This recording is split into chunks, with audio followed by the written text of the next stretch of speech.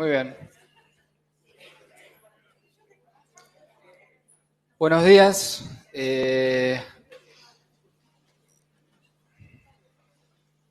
Bueno, esperamos el power. Bueno, mientras voy presentando un poco la mesa. Damos inicio entonces hoy a la mesa de diálogo que titulamos ¿Nos autorizamos a interrogar a Freud a 80 años de su muerte? Hombre de los lobos hoy. Van a participar como disertantes la licenciada Liliana de Nicola, miembro titular de APA, dedicada a la clínica, la docencia y la investigación, cofundadora de la revista La Peste de Tebas, y vamos a escuchar al doctor Luis Hornstein, miembro titular de APA, médico psicoanalista. En 2006 recibió el premio Konex de platino por su trayectoria en psicoanálisis.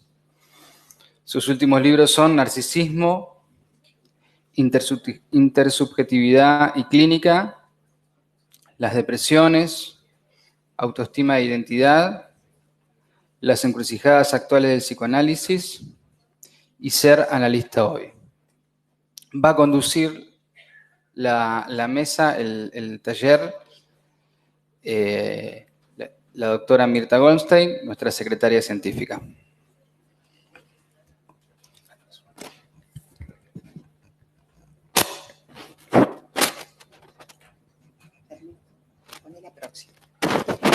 Bueno, buen día, un gusto que estén aquí. Este tema lo comenzamos hoy en un taller y esperemos que sea también interesante el debate, el diálogo aquí en esta mesa.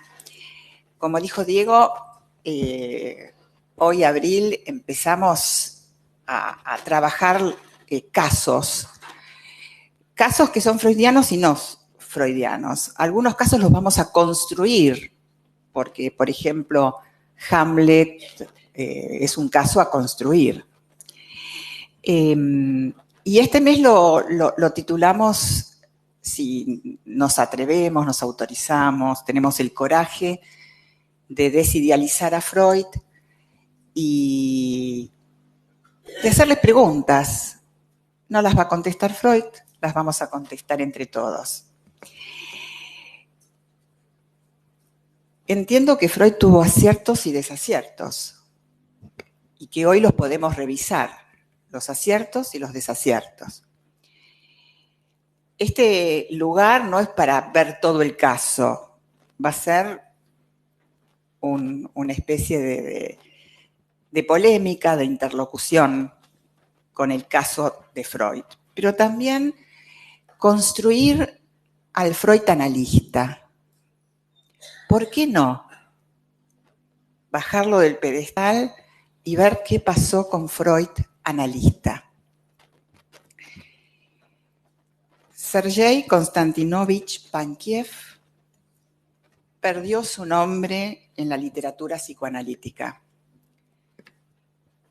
Lo conocemos como el hombre de los lobos y él también se conocía como el hombre de los lobos. La primera pregunta, ¿tuvo esto efectos ambivalentes en él? Recibió reconocimientos y privilegios imaginarios a cambio. ¿Qué le produjo? ¿Cómo lo afectó ese privilegio? ¿Fueron esos privilegios un sacrificio al padre Freud? Sabemos que Freud tenía necesidades teóricas. Con esta introducción flotando, me gustaría dar comienzo a esta mesa y planteé 4 preguntas. Estas preguntas son para disparar ideas, controversias, contradicciones.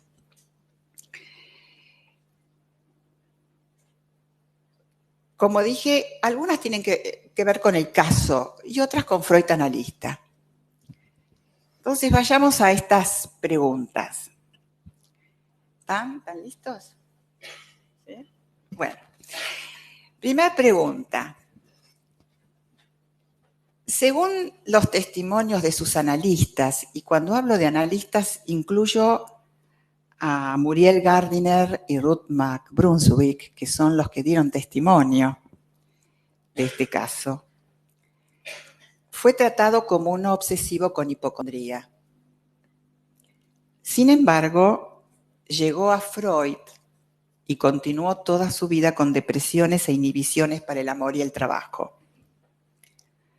Tenía periodos alternantes de organicidad, migrañas, anorexia, y la sublimación pintaba. No importa si pintaba bien o mal, me parece que lo importante es que ese momento de creatividad lo sacaba de la depresión. La pregunta: el hombre de los lobos, hoy en nuestro consultorio, ¿cómo sería abordado? ¿Sería diagnosticado de la misma manera? Él vino a Freud después de visitar muchos psiquiatras. ¿Lo volveríamos a medicar ante tantas depresiones? ¿Qué haríamos con este déficit sublimatorio? Bueno, los dejo. Liliana, ¿empezás vos? Bueno.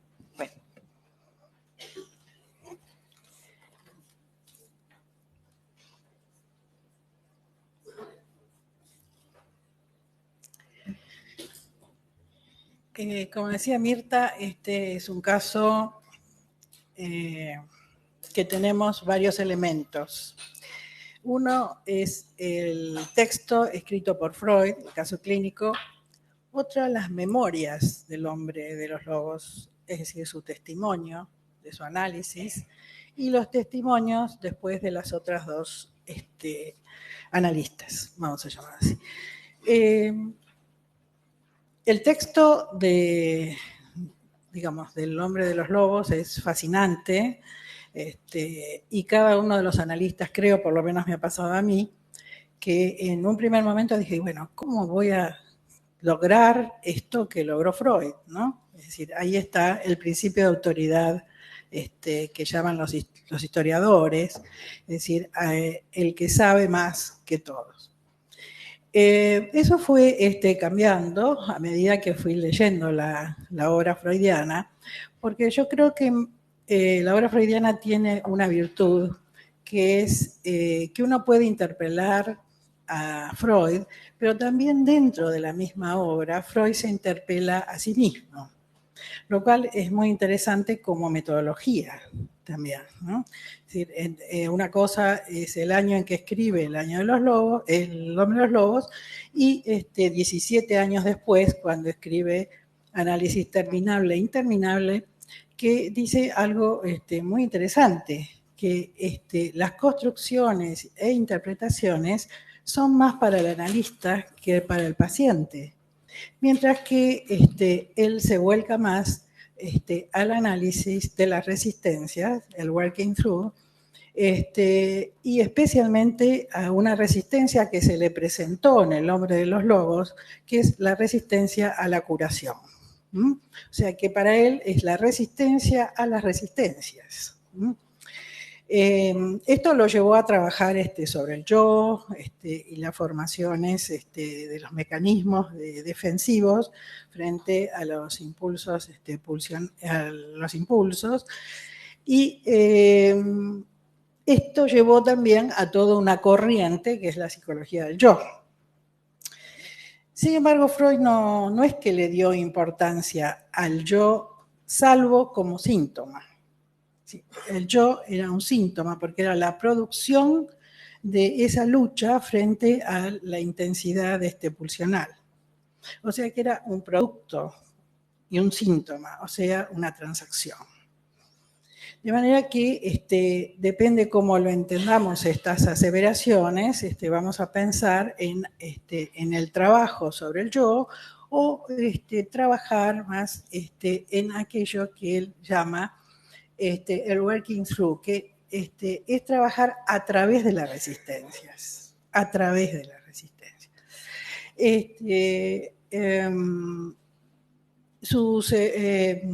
¿cómo podría, si viniera un paciente así, yo recién lo decía comentando afuera, bueno, seguramente está muy ornamentado este paciente, un paciente ruso, con toda esa trayectoria, con tanta fortuna.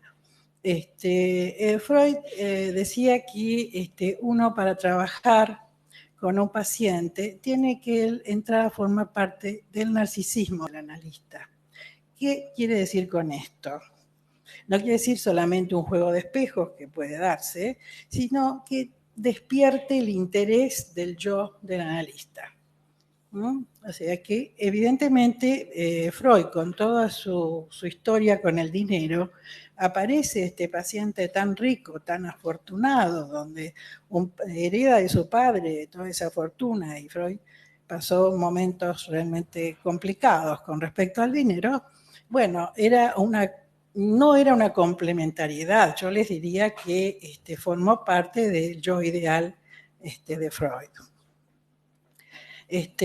Yo creo que cada uno de nosotros frente a un paciente tiene que hacerse la pregunta, ¿quién es este paciente para uno? Porque van a funcionar los prejuicios, las creencias, todo aquello que intercepta nuestra labor analítica. Gardiner, pero sobre todo Mac Brunswick, recibe un paciente que después de un tiempo, como ella dice, se vuelve loco.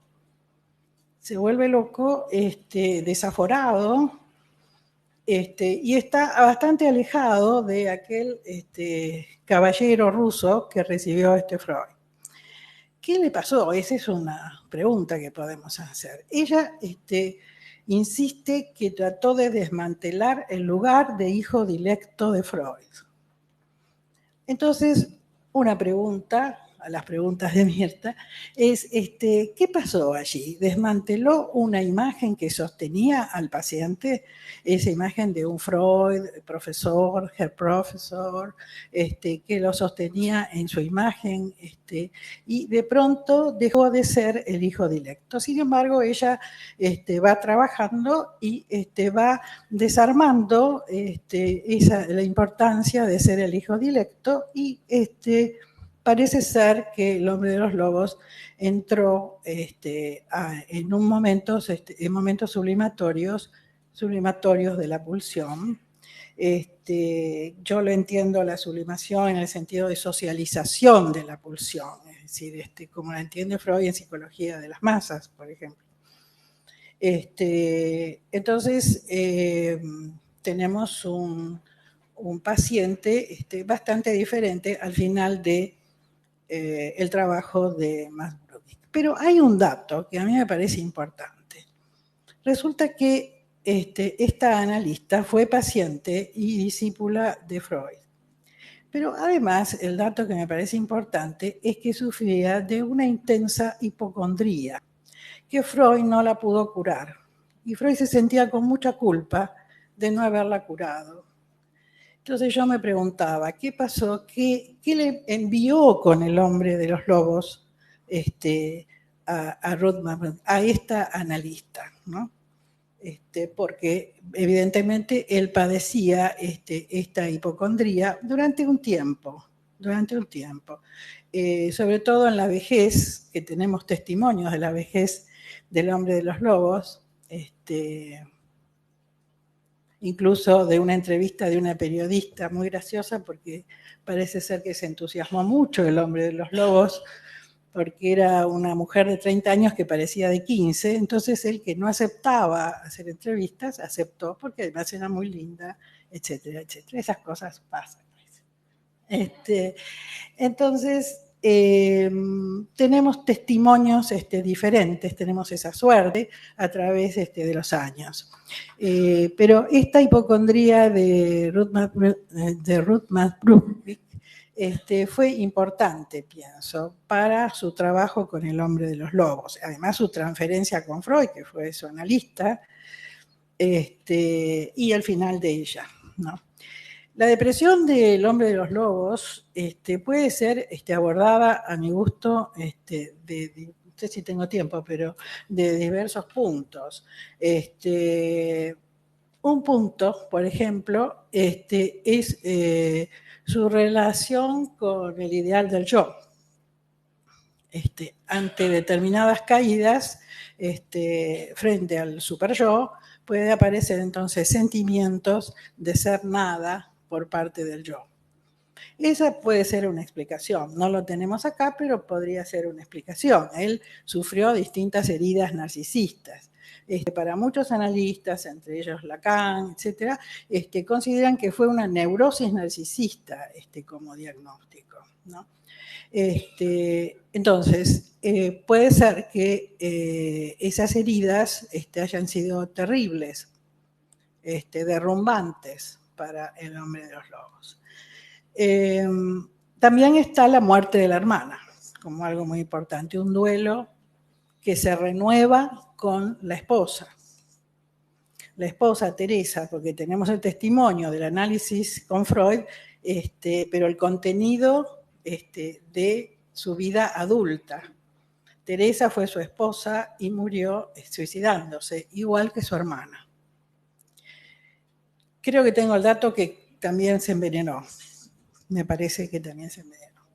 Entonces, esto pueden ser duelos interrumpidos que van insistiendo a través de la vida de Freud. No sé si querés que siga. Cerrando ya, volvemos. Vamos, ok.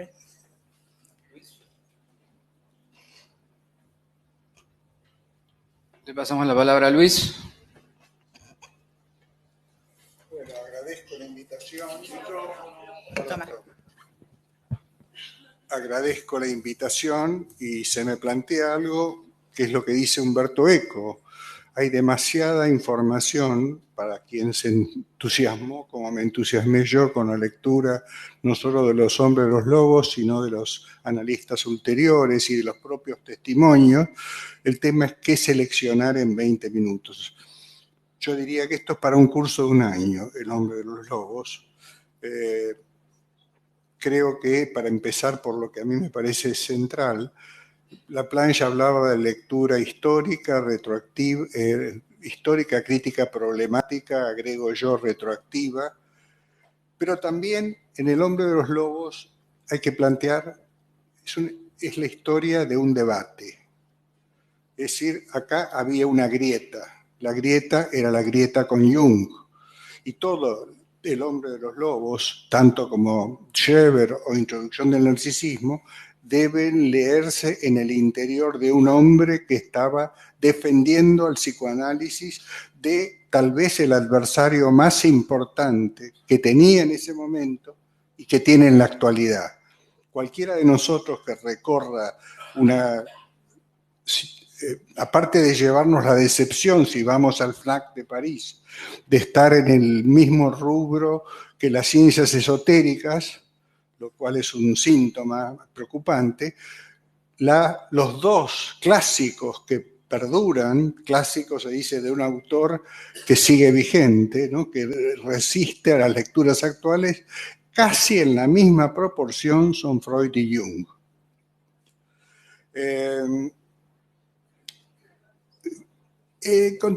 Freud dice que él, y esto me parece un tema interesante para discutir entre nosotros, que él no acepta el debate con colegas, con gente de afuera del psicoanálisis, pero sí con psicoanalistas.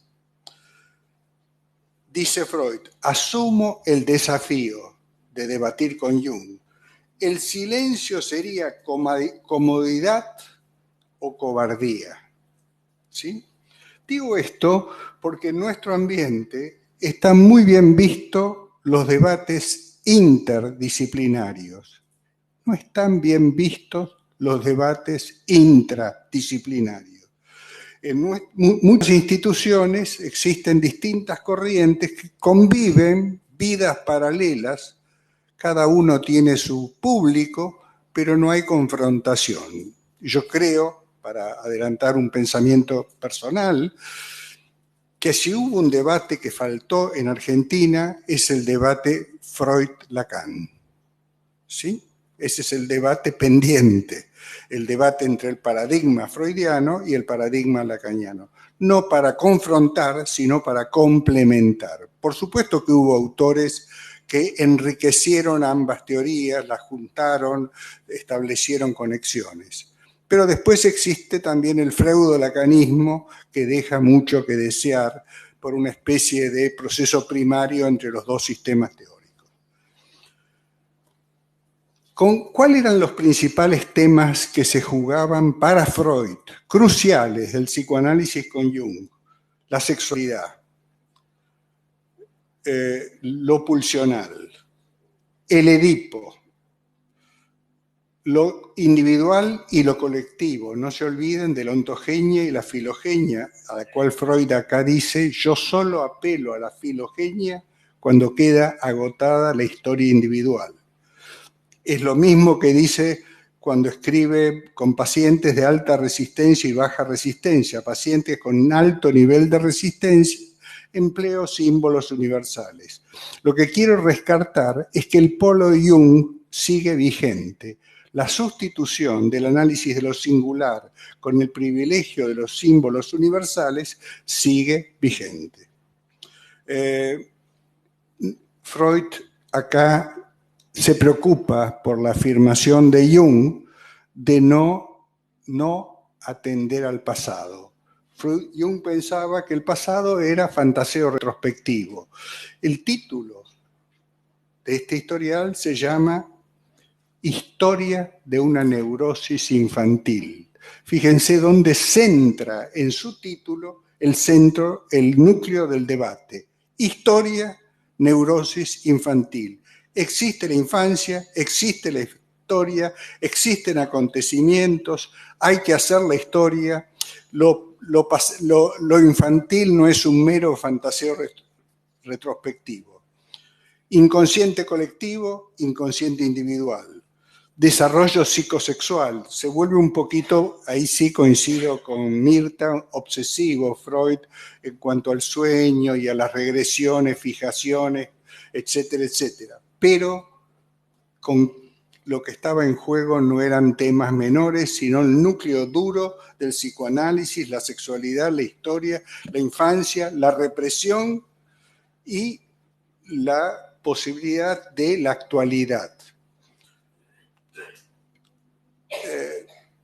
Yo puse como en la pequeña síntesis que es para mí un punto de partida del trabajo que define a las distintas corrientes psicoanalíticas actuales. ¿Cuál es la relación entre verdad material, verdad histórico-vivencial, realidad psíquica? Algunos apuestan en una especie de verdad material que arrasa con lo psíquico. Otros creen que la verdad histórico-vivencial es independiente de la historia material. Y otros piensan que la realidad psíquica viene desde lo congénito endógeno. Vertiente innatista, vertiente... Yo pienso que la relación de estos tres elementos es una relación compleja, donde juega la fantasía, donde juega la interpretación, donde juega la productividad del proceso primario. O sea, que entre verdad material, verdad histórico-vivencial, realidad psíquica, no hay ausencia de relación, salvo que pensemos en un solipsismo, sino relación compleja. Edipo y escena primaria. ¿Cómo entendemos hoy Edipo? ¿Cómo entendía Freud? ¿Cómo entendemos hoy? Edipo y escena primaria. Doy 3 alternativas para ser esquemático por el tiempo.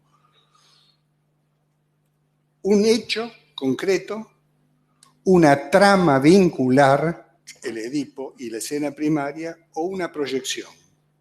Y ahí acá también se juegan 3 corrientes de pensamiento. Si es un hecho, si es una estructura, por así decirlo, yo recuerdo con vergüenza en mi época althuseriana haber tomado esa fórmula de Althusser antiguo, futuro, sujeto.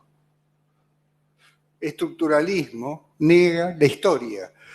La idea de Althusser, como la de los estructuralistas, era que cuando un niño nace es antiguo, es futuro y es sujeto. No hay producción ligado a la historia individual, ni siquiera a la historia infantil y mucho menos la historia posterior.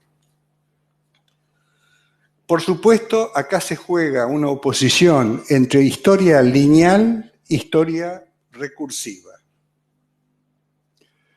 Hay dos puntos en las preguntas de Mirta que a mí me plantearon cuestiones, ¿no?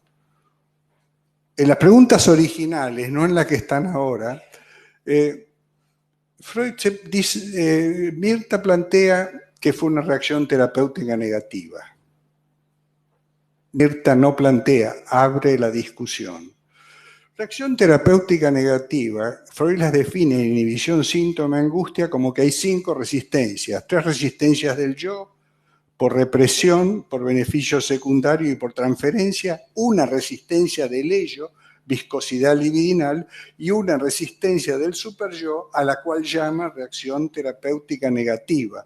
Cuando el paciente prefiere apegarse al sufrimiento para complacer al superyo, y en ese sentido, aun cuando la cura tenga beneficios, el paciente se resiste porque hay un precio en sufrimiento que tiene que pagar para aplacar al superyo. Yo no creo que acá hubo reacción terapéutica negativa.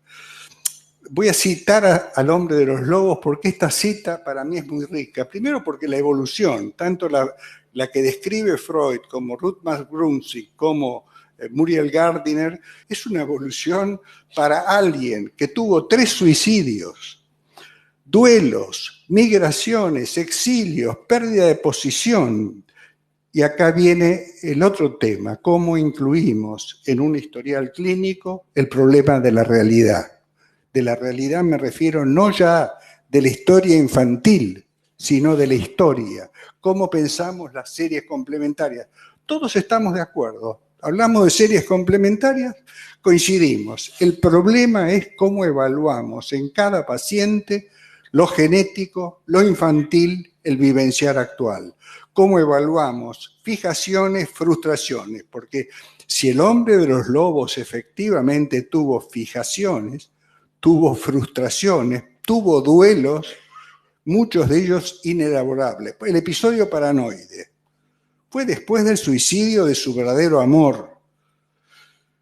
Ruth Brunzig dice que duró 4 meses y que no era un delirio, porque era corregible por la realidad. El concepto de delirio que tiene la psiquiatría es cuando algo es insusceptible de ser modificado a partir de confrontación con la realidad. Ruth Brunzig dice era un delirio, pero no fijo, duró 4 meses y estaba muy ligado a una situación, no digamos traumática, terrorífica, marzo del 38. Futuro, el próximo Anschluss, Perón.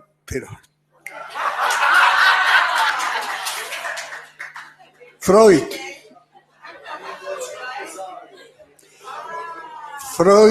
teniendo que exiliarse, todo ese mundo vienés entrando en crisis y para colmo su verdadero amor se había suicidado y entonces el hombre hace un delirio paranoide, una vivencia paranoide que dura 4 meses, con lo cual yo descarto el diagnóstico de psicosis. Para mí sigue siendo válido un paciente con una personalidad obsesiva, con depresiones esporádicas, incluso en las depresiones que tuvo, fueron depresiones reactivas, según describen los autores que lo siguieron, y el resto eran depresiones propias de la vida, digamos, propias de la vida. Si yo tuviera que haberlo medicado, lo hubiera medicado con ansiolíticos en el momento paranoide, pero no antidepresivos. Y posteriormente hubiera usado con mucho cuidado antidepresivos, pero rescatando cuánto de reactivo había en esas depresiones y cuánto de endógeno. Como ustedes saben, hoy el criterio válido es depresión mayor antidepresivos, depresiones leves y moderadas. El antidepresivo tiene una eficacia casi parecida a los placebos, y en este caso yo hubiera usado antidepresivos en las 2 o 3 depresiones graves que tuvo, pero para nada en esas depresiones propias de la vida cotidiana. Quiero leer lo de reacción terapéutica negativa y la descripción que hace el hombre de los lobos.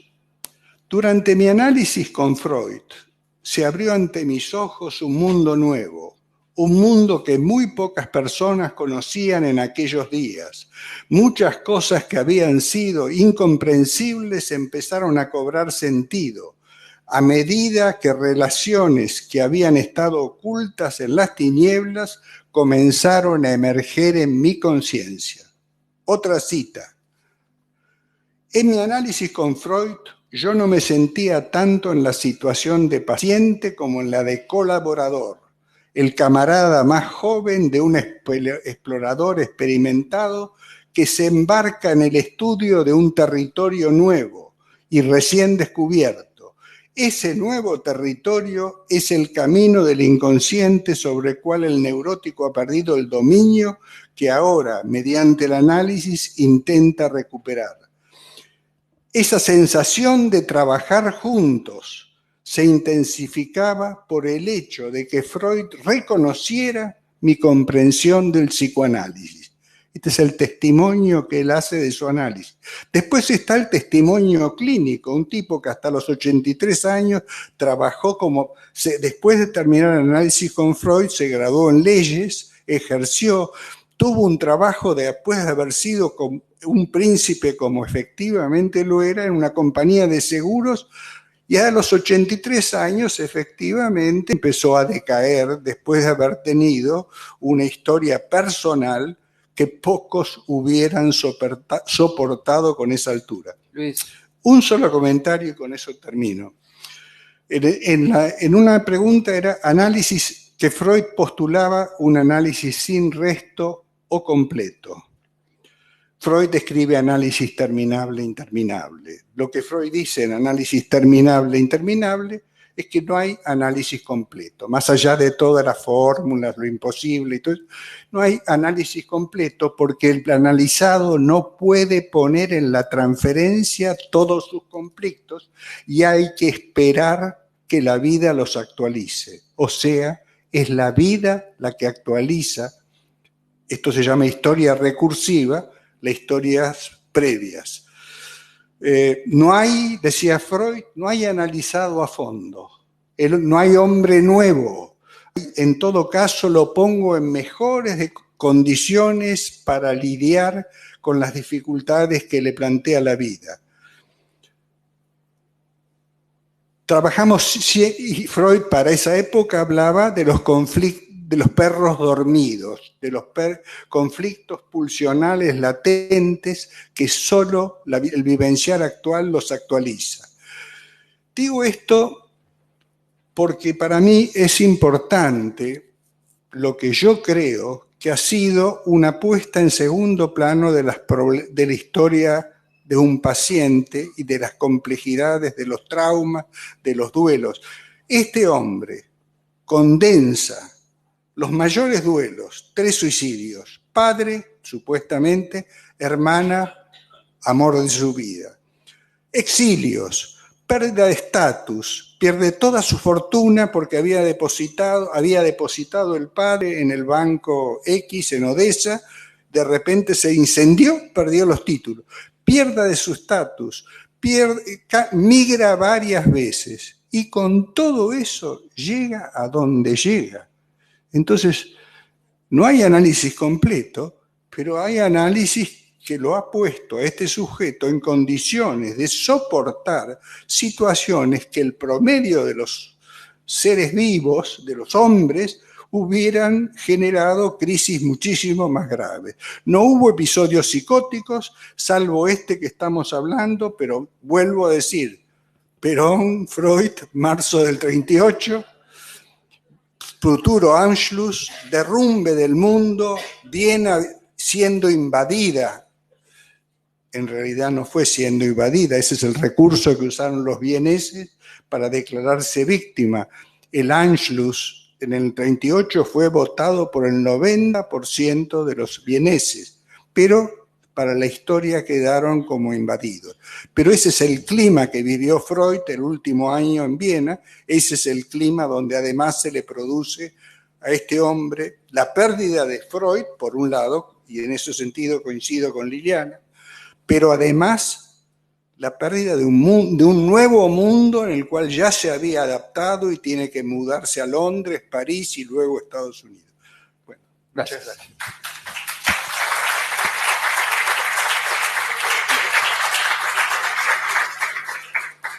Bueno, el problema de adelantar las preguntas es que se contestan todas juntas, pero bueno, no importa, igual las voy a hacer. ¿Por qué? Porque me parece que esta forma de diálogo o por lo menos a este dispositivo le conviene como ir sectorizando las preguntas y ir avanzando. De lo que escuché, quería hacer dos puntuaciones. Primero, como diría Ana, según la versión de Louis Horstein, el hombre de los lobos o Sergei es un resiliente. Claro, esta versión es la versión de la resiliencia. Dos comentarios. Hay dos análisis, dos periodos de análisis con Freud. Me parece que cuando los juntamos también perdemos cierta perspectiva. ¿Por qué? Porque el segundo análisis, podríamos decir, que fue entre el 19 y el 20, digamos, podríamos decir que es el más conflictivo, en todo caso, en términos de proceso analítico, ¿no? Claro que también, según la versión de Luis, puede llegar a ser el más productivo, ¿no? Dejo como señaladas estas dos posibilidades. Y también, si no me equivoco, Ruth McBrunswick supervisó al hombre de los lobos con Freud. Con lo cual, vuelve a darse, lo voy a decir en términos sencillos, cierta complejidad en la estructuración y en la articulación de las transferencias, ¿no? O sea, se complica, digamos, ¿no? Bueno, entonces voy a la segunda pregunta. La segunda pregunta es más como tratar de poner una cuña para ver qué dice. La ambivalencia al padre se desplaza a Dios en esta neurosis infantil de contenido religioso. Podríamos pensar que se transfiere a Freud. Ya hicieron esta pregunta, no sé cuándo la escuché, creo recién, pero estaba en esta línea. ¿Qué lugar ocupaba este paciente para Freud? ¿El de hijo? En tanto Sergei también demandaba un padre Dios, Sergei identificado a Cristo también. Freud actúa la ambivalencia y esta se convierte en ambivalencia recíproca o en esto que veíamos recién, una transferencia recíproca multiplicada, ¿no? Es decir, ¿cómo es este traslado ¿no? de las transferencias erotroagresivas? Bueno, Liliana, te doy la palabra a vos a ver qué pensás. Bueno, yo no me adelanté en las preguntas, así que no, estuviste. Fui correcta. Bueno, pero voy a retomar algo antes de contestar la tuya, que es lo de la reacción terapéutica negativa, que me parece un tema a debatir mucho, porque por momentos Freud habla de reacciones negativas y en otro momento, cuando habla especialmente de la reacción terapéutica negativa, habla de la agravación de los síntomas. Entonces yo me preguntaba que ciertos agravamientos de los síntomas del hombre de los lobos no tendría que ver con esta reacción terapéutica negativa. El paciente, dice Freud, se presenta enfermo, no culpable. Es decir, que ahí hace una especie de Verónica a la culpabilidad y se presenta ante un otro que lo puede acusar, se supone, como enfermo. La enfermedad siempre es dentro del consenso, es más perdonable si alguien está enfermo, ¿no? Entonces se presenta, por eso ahí yo pienso que está en un lugar peligroso de amo, Freud, donde el hombre de los lobos tiene que dar cuenta. A mí me llamó la atención cuántas veces que opinaba Freud. Yo sé que Luis me va a decir, bueno, pero como estaba el paciente era necesario opinar. Pero, por ejemplo, le decía que espere con Teresa, o que, por ejemplo, que no estudie leyes criminalísticas, que se dedique a otro tipo de derecho. Bueno, ¿por qué Freud opinaba tanto sobre la vida del hombre de los lobos? Esto puede haber distintas posiciones al respecto, ¿no? Es decir, uno puede escuchar hacia dónde va el paciente y otro decirle, mire, vaya para acá, vaya para allá, lo que le conviene, etc. Para mí es discutible estas intervenciones de Freud. De todas maneras, era un paciente complicado para Freud porque él estaba haciendo teoría, como bien decía Luis, y era autoritario, porque no se puede hacer teoría sin ser autoritario. Jung le decía, usted es muy autoritario con sus discípulos y ellos se vuelven serviles y soberbios. Era malo Jung con Freud, pero la discusión se daba en esos términos hasta que hubo una ruptura total. Yo pienso que Freud comienza con la sexualidad infantil, pero no entendida como causa, sino porque la mayor resistencia a las resistencias es atravesar toda esa sexualidad infantil donde se fue constituyendo ciertos mecanismos de adaptación, y que cursa en toda la infancia del sujeto. Por eso es muy importante. ¿No hay tiempo? A mí me parece interesante cómo Freud va trabajando los momentos incluso de sublimación que tiene el paciente y por qué no llega a ser sublimación. Por ejemplo, cuando lo introducen en la religión, dice, ahí aparece un Dios, bueno, donde hay un hijo sometido y flagelado. Entonces, cuando esto lo descubre el hombre de los lobos, deja la religión, porque lo obliga a una posición pasiva masoquista. Entonces, en ese sentido, yo coincido con Luis que estamos con un paciente con recursos. No sé de resiliencia porque no conozco el concepto, pero sí desde cierta capacidad de reacción ante los momentos traumáticos. Y entonces ahora voy a otro punto, porque Freud más adelante va a escribir Moisés y el monoteísmo. Y es allí donde muestra su preocupación por la verdad. Entonces, la verdad en psicoanálisis, al principio, cuando él buscaba el recuerdo verdadero, y hablaba de encubridores y verdaderos, allí deja eso y empieza a pensar que todos los recuerdos son encubridores. Entonces, Freud empieza a tener otro concepto de lo que es la verdad y lo encontramos en el Moisés diciendo, los mitos son ficciones que van a cubrir, tomando lo que decía Luis, una grieta entre el esquema con que llegamos, filogenético para Freud, para Lacan es otro concepto, pero bueno, tomemos el de Freud, el esquema que lo toma de Platón, la famosa reminiscencia filogenética, y las vivencias, que no siempre encajan entre las vivencias infantiles y esos esquemas o prototipos con que llegamos. Entonces Freud dice, en el relato de Moisés hay otro Moisés digamos que es el asesinado. Y ahí refiere que ese relato está velado por otro relato bíblico. Y ahí incluye también el concepto de trauma. Entonces, el concepto de trauma que tiene dos aspectos, uno positivo y otro negativo. Negativo porque es la repetición de un trauma que no puede dejar de meterse el sujeto en esa escena.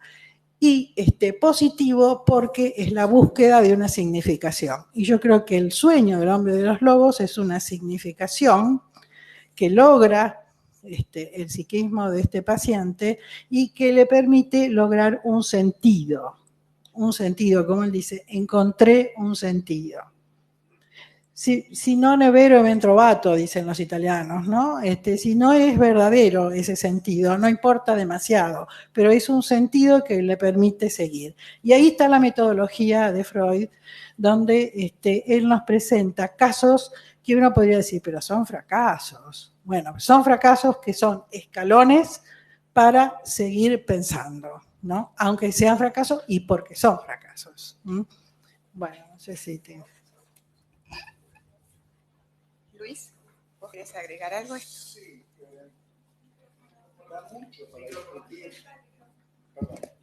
da mucho lo que plantea Liliana.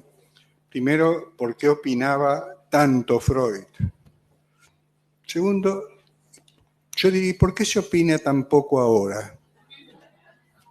Freud dialogaba.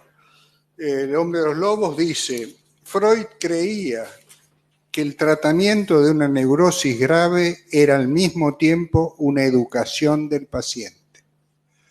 Después se instituyó que el psicoanálisis no es una pedagogía y bajaron línea donde cuando yo me empecé a formar se decían barbaridades como esta. Solo se pregunta en las entrevistas, después se interpreta. No tiene nada que ver con el planteo de Freud, porque además hay una cosa de poder. Yo solo pregunto al principio, después soy una máquina de responder, soy un contestador automático. Entonces, para mí, no tanto por qué Freud opinaba, sino cómo opinaba. Si era imponiendo sus propios proyectos al paciente o estableciendo una situación coloquial. Testimonio del hombre de los lobos sentía que ese trabajo compartido era productivo. Con respecto al agravamiento de los síntomas, yo preferiría no tomarlo como una reacción terapéutica negativa, sino como regresiones al servicio del yo. Un paciente en análisis se encuentra en un contexto donde cuestiones tiene posibilidades de regresar y en ese sentido de volver a los puntos de fijación, y todo eso implica ser trabajado. Freud tiene una definición de curación en El hombre de los lobos que a mí me parece maravillosa, casi diría actual. Dice, no se trata de que el análisis va a lograr el desarrollo de un sujeto normal, sino solo prepararlo para que los influjos de la vida le impriman a su historia mejores orientaciones. Es decir, que la idea de Freud no era generar un sujeto nuevo, lo cual hoy lo sabemos, uno de los graves problemas del análisis es la alienación. El paciente se aliena en los ideales y los valores del analista. No hay sujeto nuevo, sino en todo caso alguien que a través del análisis queda en mejores condiciones, menores fijaciones para poder dejar ingresar a su aparato psíquico nuevas experiencias. O sea que ahí la idea de que el análisis es un duelo por la infancia. Cuando uno lo ve en este gran angular, que es un analista, un paciente analizado por tres grandes analistas, uno ve cómo en esta persona lo que se llama en los sistemas abiertos autoorganizadores, que el aparato psíquico tiene por metabolizar ruidos potencialmente desorganizantes en información complejizante. Cuando uno lo ve a este hombre, o lo ve o lo imagina a los 80 años, después de todo lo que vivió, después de todas las pérdidas, apto para conversaciones, apto para un diálogo con la Muriel Gardiner, uno dice, ¿cómo introdujo en su vida nuevas modificaciones? Entonces, a mí me parece que hay un debate que está siempre en juego en psicoanálisis, que es la ilusión del análisis completo. Es decir, sea por las ansiedades básicas, el fantasma fundamental, un trauma. Freud decía, la meta del análisis es, tomando el modelo de los holandeses, disecar el Zuiderzee. Pero él no decía, apenas unos pequeños metros, lograr que tenga un poco menos de inconsciente y un poco más de preconsciente. Nunca dijo que pretendía llegar a Estados Unidos, sino lograr un poco más de preconsciente y un poco menos de inconsciente. Y yo creo que una de las críticas que se le suelen hacer al análisis, que yo creo justificadas, es la omnipotencia analítica. ¿Sí? Y yo no encuentro esa omnipotencia en el pensamiento de Freud.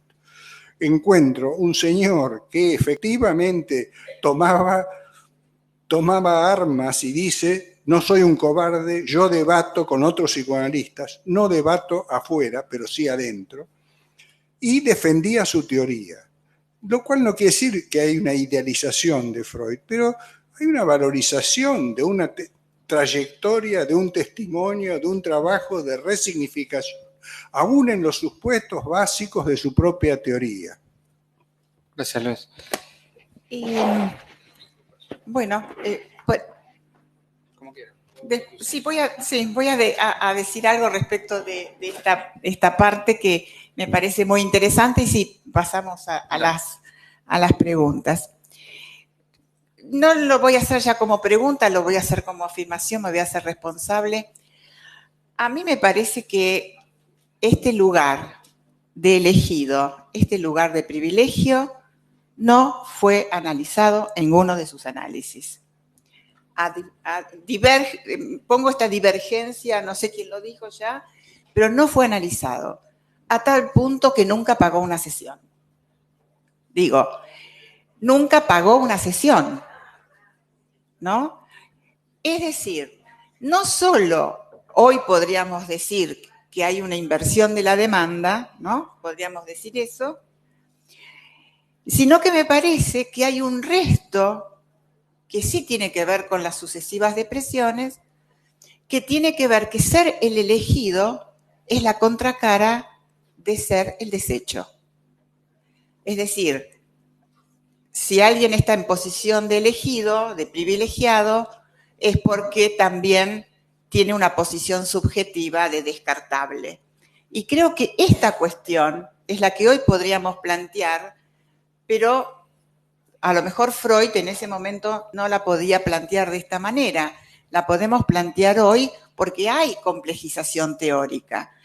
Entonces, cuando uno lee el historial, el testimonio de Muriel Gardiner, se pasó 15 años, digamos, en contacto con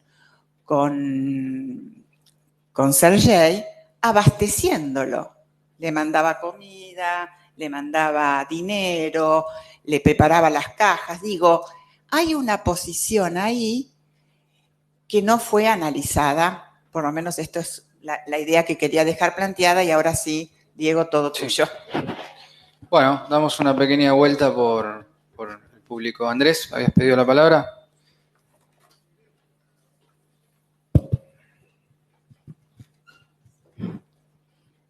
Bueno, tantos interrogantes, tantas preguntas, me borraron un poco la intención inicial.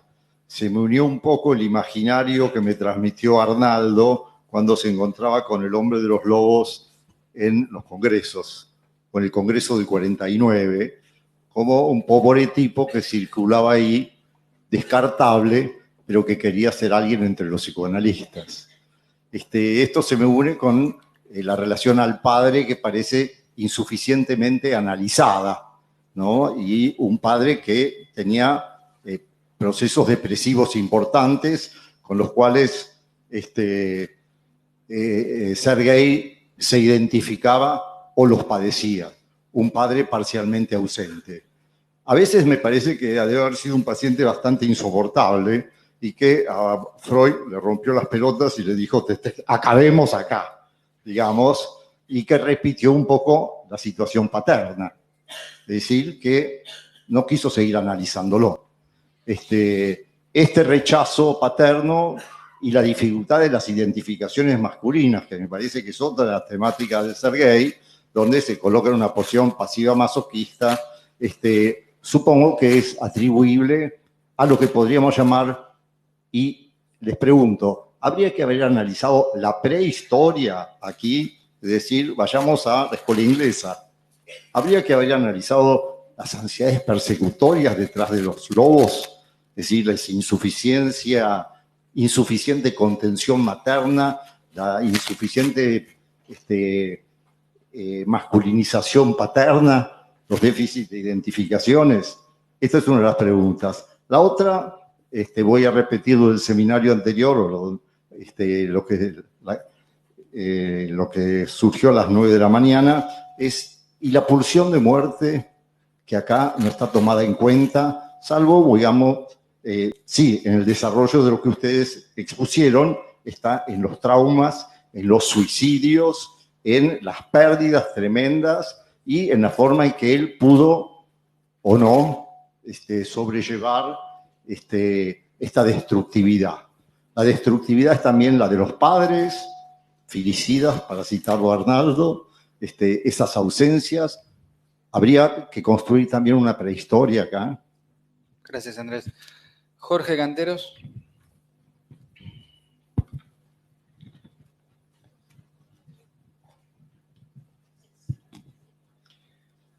Bueno, interesante, Mirta, el espacio que se abre hoy. Muy un gusto escucharle a Liliana y a Luis, realmente. Y lo de desidealizar, ¿no? Yo creo que es un problema nuestro la idealización, en todo caso, no de Freud, ¿no? Tal vez es una necesidad de los analistas tenerlo a Freud idealizado.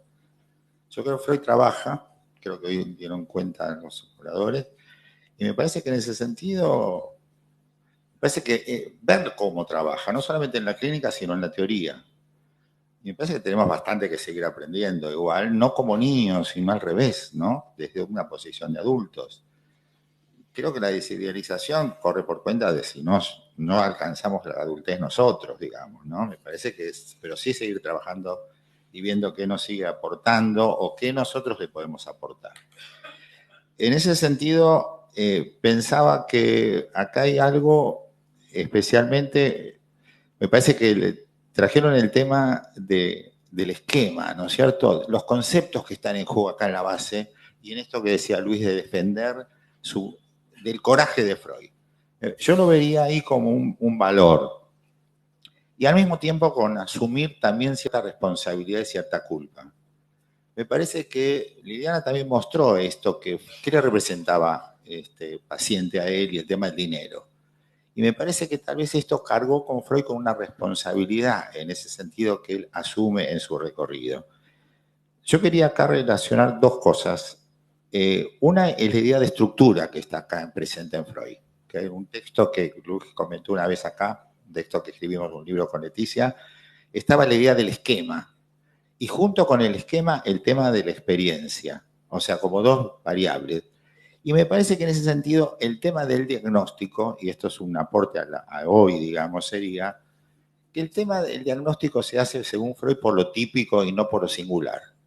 Y acá habría un debate a abrirse. Lo típico en el sentido de lo que se repite, del esquema, de lo subyacente, más que de lo singular de la experiencia. Entonces ahí tenemos un problema cuando queremos hablar de diagnóstico, en qué medida nos alejamos de lo singular. Y el otro tema es que quería decir como un aporte en ese sentido, que el discurso, Freud cuando habla de la ñaña, de la institutriz inglesa, de la madre, dice que cada uno de ellos alude a que traen discursos sociales.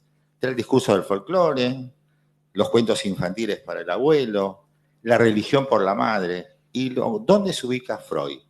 En el tutor, en Wolf, o sea, en aquel que venía de una cultura alemana. Ahí es donde se dice Freud que llega a él. Ese es el lugar de la ciencia, supuestamente, que él ocupa en ese lugar. Digo, respondiendo a esto. Entonces, me parece que ese juego alude a la intervención de los discursos sociales en la constitución subjetiva, que no es solamente las personas, sino los discursos sociales. Y creo que ahí hay una diferencia en el sentido de lo que podríamos llamar la intervención. Porque él dice que es la intervención del tutor, el que lo saca a Freud de la religiosidad de la madre, y que cada uno de los discursos crean síntomas singulares. La religión creó en él la blasfemia, ¿no? Y en cambio la ciencia crea otros síntomas. O sea, no hay posibilidad de liberarse de los efectos de los discursos. Pero me parece que en ese sentido, las analistas hicieron intervenciones. Entonces me parece que acá tenemos ese concepto de intervención, me parece que nos puede ayudar. Cuando dije de la culpa, y con esto termino, es que por Freud había dicho que no viaje a Rusia primero a rescatar algo de la fortuna. ¿Se acuerdan? Y entonces cuando él se siente con la culpa de no haberle permitido ir a Rusia antes de la revolución, cuando apenas empezó la revolución, todavía no había llegado a sus fincas, a sus casas. Y yo creo que es esta responsabilidad la que Freud debe asumir en algo que tal vez tenga que ver con lo que dijo Liliana, qué pasaba con un hombre rico. Me pareció que es muy interesante eso que dijo Liliana, en qué lugar ocupa en nuestro imaginario cada paciente. Bueno, gracias por permitir trabajar acá. Gracias, Jorge. Marcelo Tollos.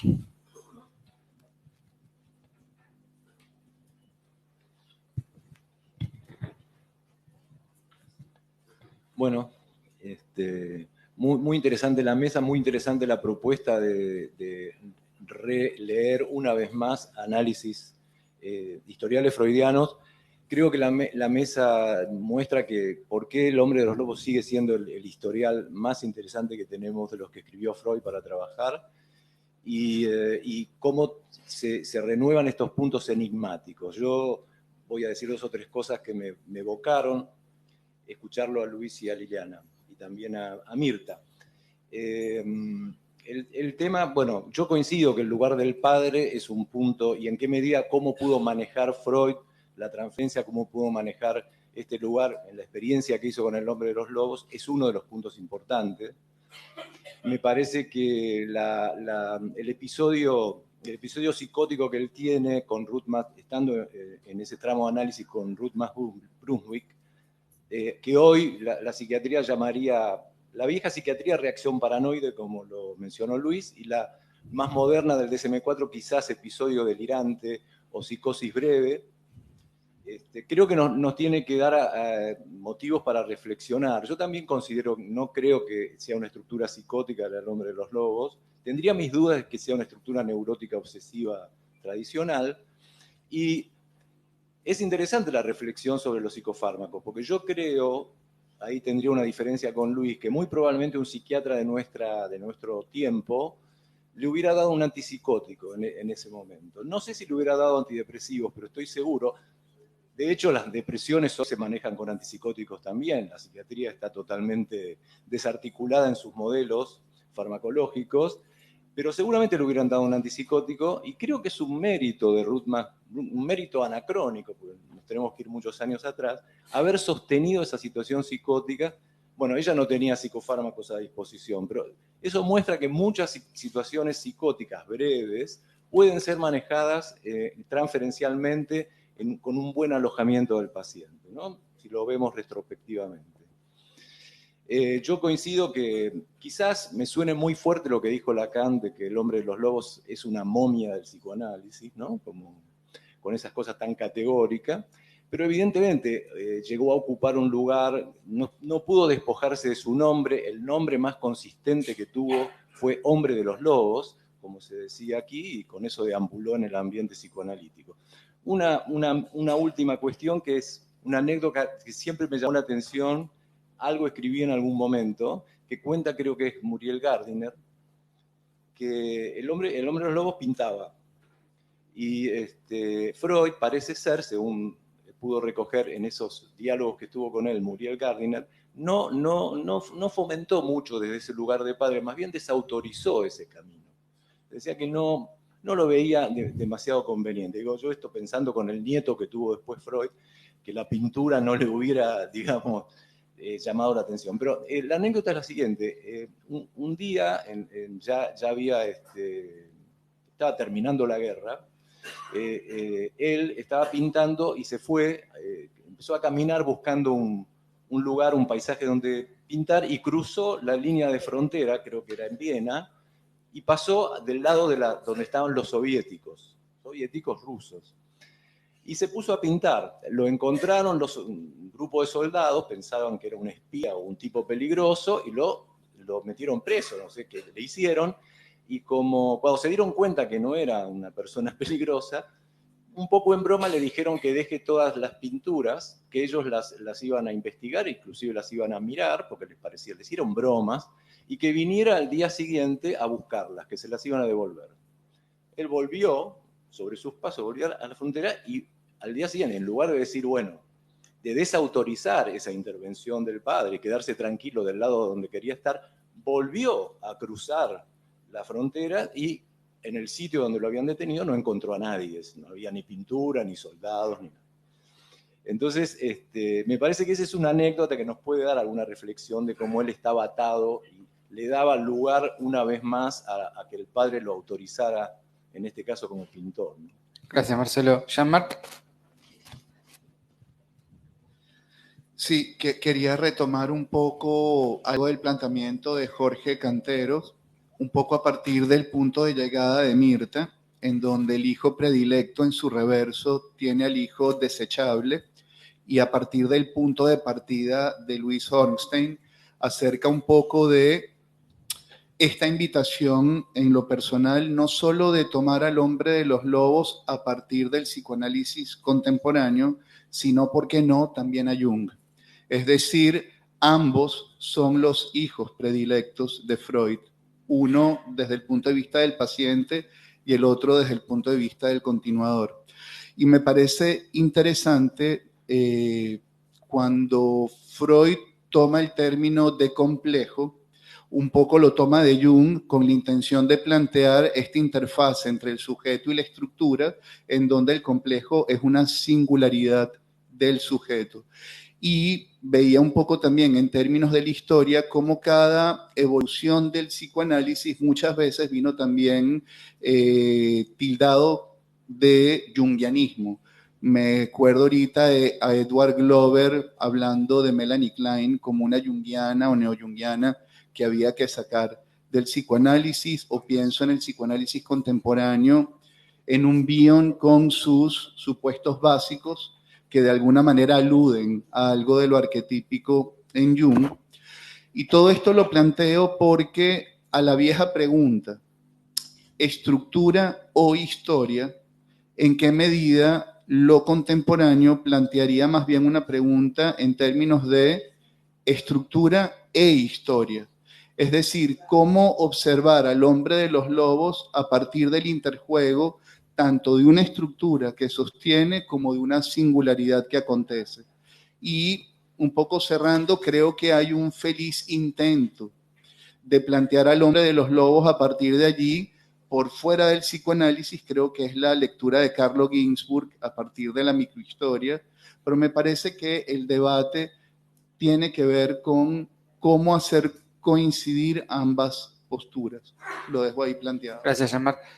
Queda Ana, Hilda y volvemos a la mesa. Ana. Acá. Bueno, realmente me parece interesante todo lo que va surgiendo.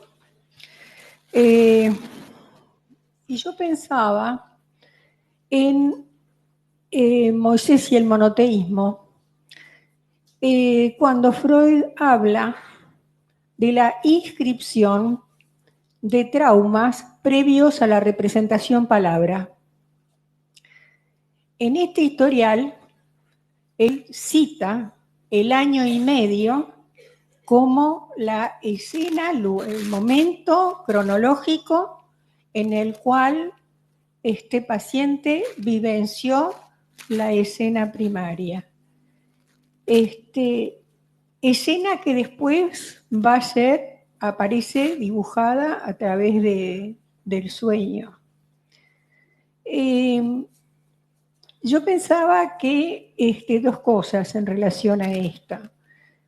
La primera, que Freud en este historial, retomo algo que ya planteé en el taller, le da mucha importancia a la cronología, ¿no? Es decir, en tal momento cronológico al año pasó, es decir, como una manera de intentar explicar que los sueños tienen que ver con vivencias acontecidas, ¿no? Este es un punto que quería traer como inquietud.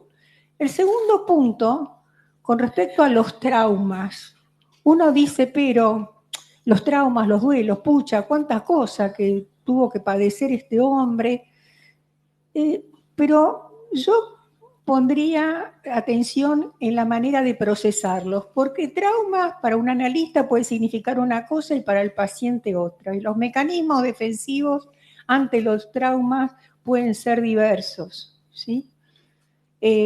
La muerte, el suicidio de la hermana, él lo procesó muchos años más tarde frente a la tumba del poeta, ¿no? Entonces, él procesaba las cosas. Digo esto porque si no nos quedamos en que si le pasaron tantas situaciones traumáticas, tal debiera, cuando en realidad, bueno, cada sujeto procesa de modo singular estos duelos y estas situaciones traumáticas. Bueno, dejo aquí para... Muchas gracias, Ana. Hilda. Hola, gracias. Gracias por todo este caso. Voy a respetar la consigna de ser cortito. Es un caso del cual hice la monografía, me gusta muchísimo. No sé si será porque todos mis antepasados son de Odessa, así que no sé si es por eso. Pero lo que yo quería remarcar entre la estructura y la historia es la Revolución Rusa. Un pueblo absolutamente hambriado, para mí siempre estuvo representado en esos ojitos de los lobos que lo miraban por la ventana. No nos olvidemos que pertenecía a la nobleza y no nos olvidemos que se estaba gestando la Revolución Rusa en una situación desesperante de hambre para toda la comunidad. Y yo creo que como psicoanalistas tenemos que dejar afuera como uno diría, lo epigenético, ¿no? El entorno y lo que estaba sucediendo. Yo siempre vi en ese terror de ese niño del ataque de todo el pueblo ruso que se estaba preparando para la revolución y que fue un ataque que partía de una situación de hambre desesperada, que vuelvo a repetir, para mí está representada en los ojitos de los lobos. Creo que todos de alguna manera lo dijeron y la mesa también lo dio a entender, pero yo personalmente cuando hice la monografía acá en APA me llamó mucho la atención porque la hice en relación a la infancia del hombre de los lobos, ¿no? Y yo pensaba ese niño aterrado con la mirada de la gente muerta de hambre. Tal vez a mí me lo han contado también históricamente estas historias de antes de la Revolución Rusa y cuando se produjo la Revolución. Y que de todo esto parece que como analistas hacemos como que no nos enteramos. ¿Qué está pasando? Este es el interrogante que yo quiero abrir y que desde que hice la monografía cuando entré en APA se abrió para mí este interrogante a tener en cuenta. Ese terror y ese miedo tremendo. Después él, como tranquilamente va a la frontera rusa, cuando estaba pintando, porque pintaba de un lado y después pintaba del otro, tranquilamente, tenía como un halo de protección, no se sabe de qué, pero que tenía que ver con que él era de la nobleza.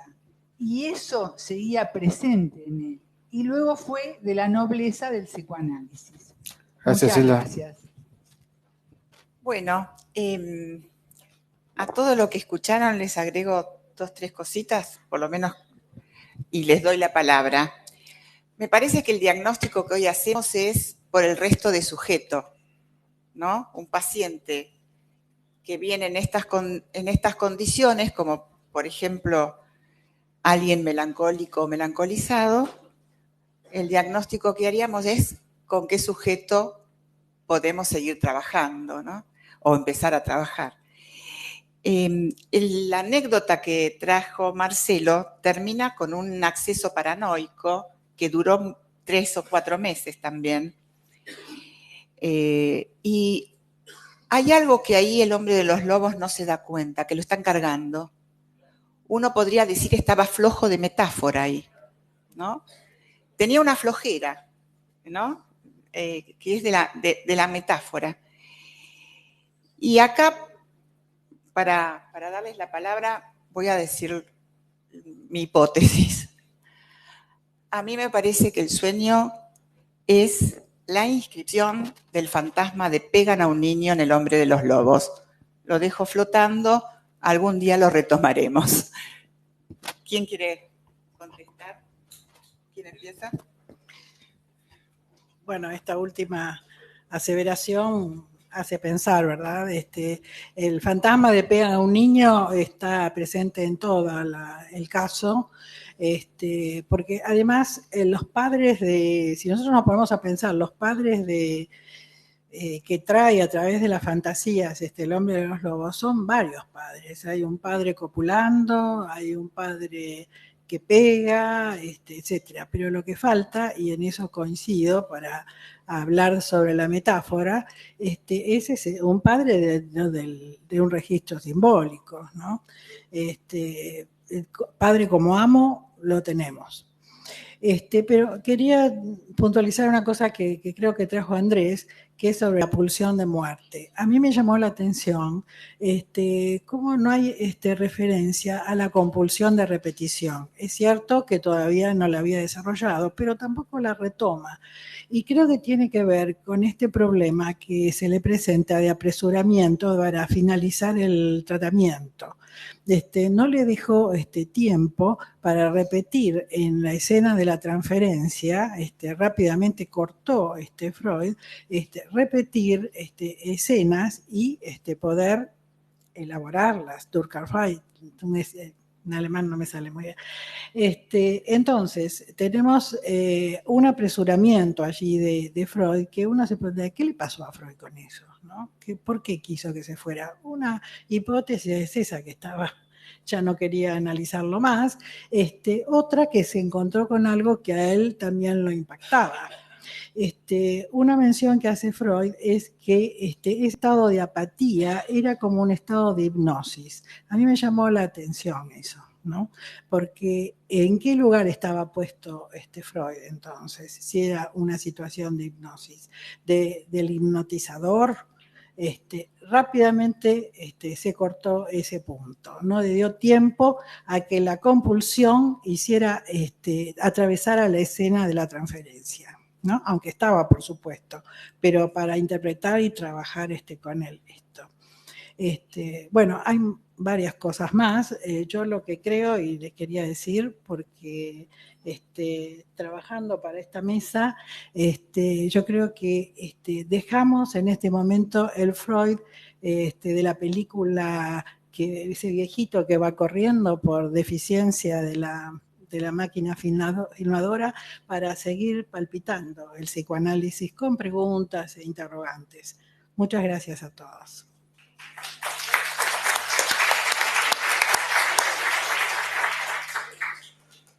Voy a tratar de responder en orden.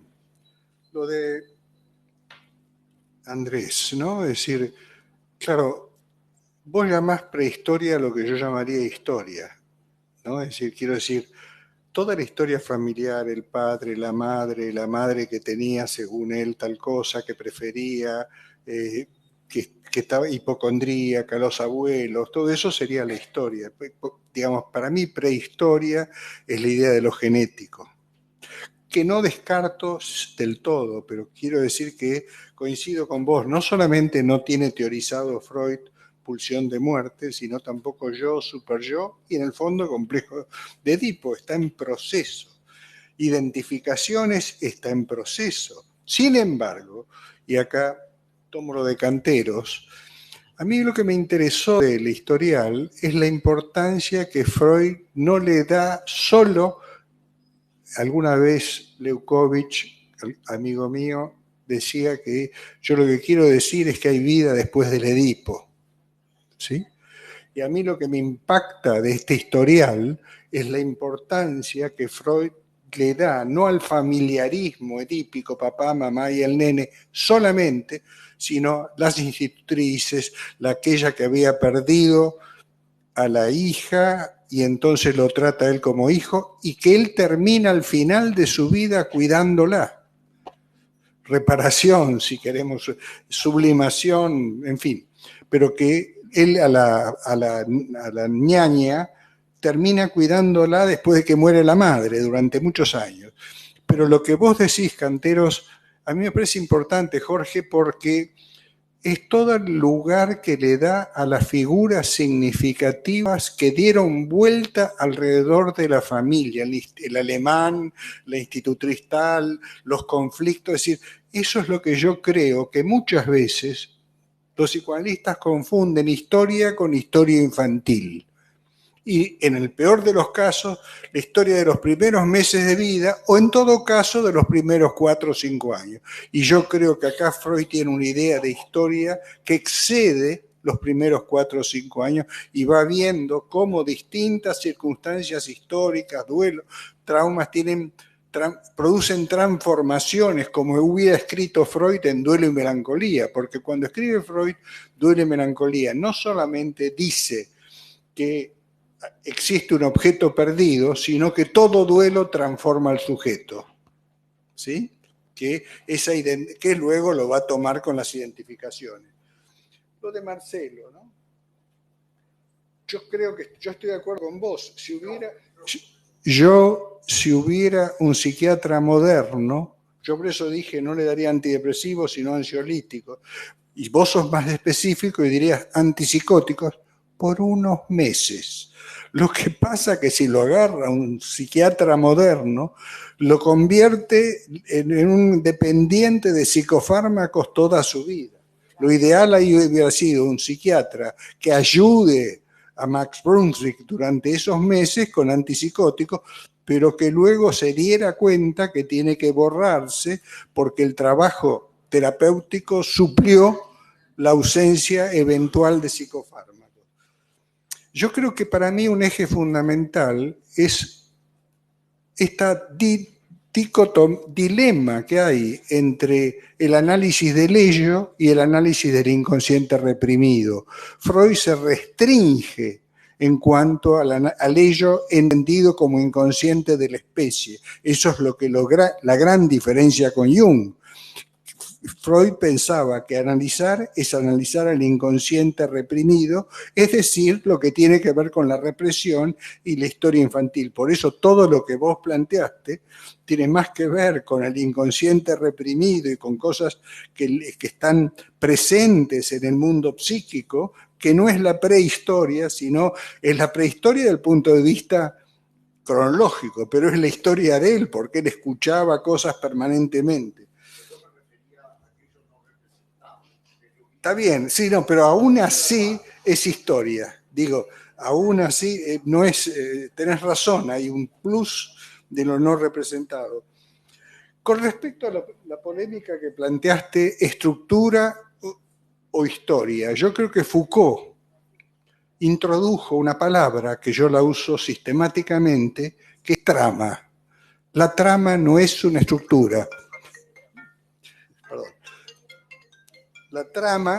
La trama tiene que ver con que toda estructura es modificable en función de los acontecimientos. Y esta es la época donde Foucault dice, nadie puede ser más antiestructuralista que yo. Porque la historicidad que nos arrastra, dice Foucault, no es lenguajera sino belicosa, donde pone, a diferencia de Lacan, la importancia de las fuerzas en la vida psíquica y no pensar el aparato psíquico como sistema de representación. Lo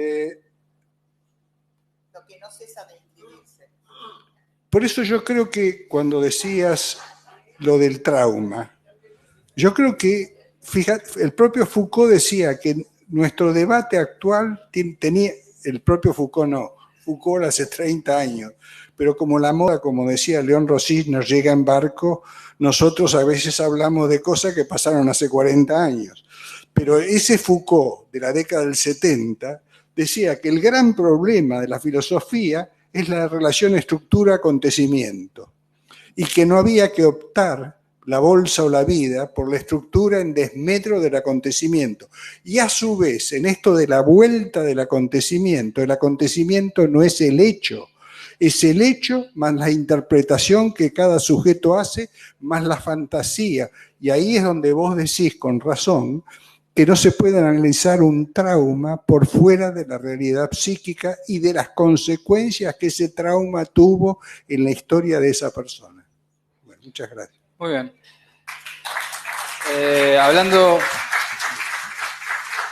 Hablando de que hay vida después del Edipo, le recordamos que en mayo se trabajará Edipo y Hamlet, ¿sí? Cerramos entonces. Muchas gracias.